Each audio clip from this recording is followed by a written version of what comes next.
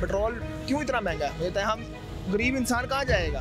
पैदल हो जाएगा? मुझे बताएं आप कि अवाम ने इतना क्या नाम है अपना तशद्दुद क्या नाम है ये लोग कर रहे हैं हमारे पे सियासतदान।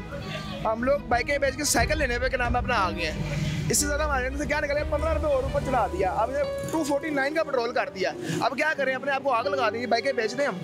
जुल्म की इंतहा हो गई। यकीन माने जो बंदा 40,000 रुपये कमाता है वो किस तरह के नाम डलवाएगा? 100 रुपये का भी डलवाएगा, कहाँ जाएगा?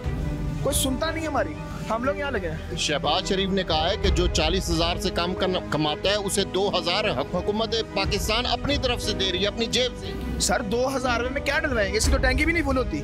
महीना किस तरह लगेगा? 2,000 रुपये में क्या करेंगे हम? 2,000 रुपये जो इमरान खान इतने पैसे दे रहा था तब तो कोई नहीं बोला। आज वो 2,000 दे के तो सुरखरू हो रहा है। 2,000 में आता क्या आज के ज़माने में? दुबई की टिकट आती है। मुझे ये बताएं आप, 2,000 में करेंगे क्या? मजदूर बंदा जो था 40,000 का, वो 1,000 रुपये के नाम है उसका क्या नाम है, खाना पीना नहीं आता। 2,000 रुपये दे के सुरखरू हो रहे हैं, कहाँ से हो रहे हैं ये?